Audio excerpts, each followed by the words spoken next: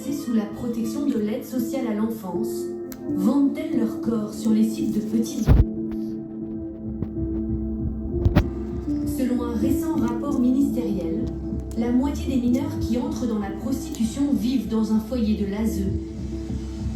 Une réalité nationale particulièrement inquiétante dans la cité phocéenne, où plus de 3000 enfants et adolescents sont placés en foyer.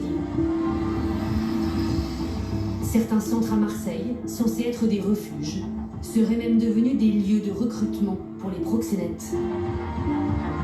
Souvent des filles de foyer qui se prostituent. Le foyer, c'est dangereux, ça ouvre beaucoup de portes. Quand on est en foyer, on est beaucoup plus vulnérable à se laisser faire des choses, parce qu'on n'a pas vraiment de parents, on n'a personne pour nous guider, on n'a personne qui nous dise si c'est bien ou pas. En fait, je pense que le foyer, c'est t'es majeur avant l'âge. Le train de vie des jeunes filles en foyer qui choisissent cette voie ne passe pas inaperçu. Mohamed en est régulièrement témoin. Il est veilleur de nuit en intérim dans plusieurs établissements de l'ASE.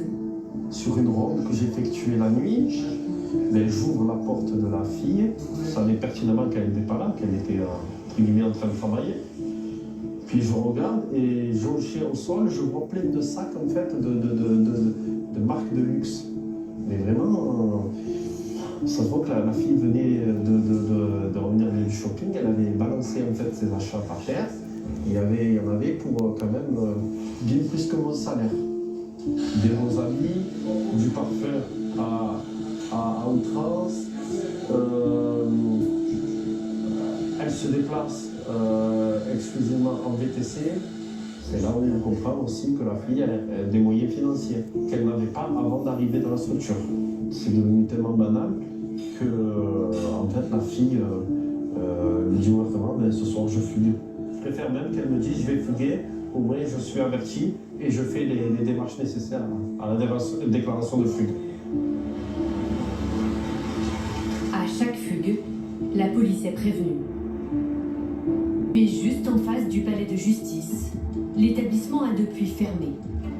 Mais les proxénètes savent où trouver leurs victimes, dans d'autres foyers. Parfois, ils y logent eux-mêmes. Centaines de kilomètres du Vieux-Port, des studios sont loués par l'aide sociale à l'enfance dans cet hôtel. L'ASE y a placé durant quelques semaines 3 jeunes, loin de tout, presque livrés à eux-mêmes. Des foyers marseillais gangrénés par les réseaux de prostitution. Un fléau qui inquiète aujourd'hui jusqu'au sommet de l'État. En juin dernier, le gouvernement a tiré la sonnette d'alarme dans un rapport accablant pour l'aide sociale à l'enfance des Bouches-du-Rhône. Cette situation concerne des enfants qui se prostituent à l'occasion de leur placement, ce qui fait peser une lourde responsabilité sur le département, assortie de risques pénaux. Autrement dit, les parents pourraient porter plainte pour non-assistance à personne en danger. Malgré nos relances, l'aide sociale à l'enfance et le département des Bouches-du-Rhône ont refusé de répondre à nos questions.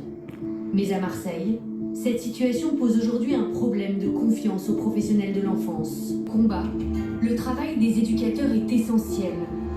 Mais à Marseille, leur nombre est insuffisant, notamment à cause des difficultés de recrutement. Selon les syndicats, 200 postes seraient aujourd'hui vacants à l'aide sociale à l'enfance.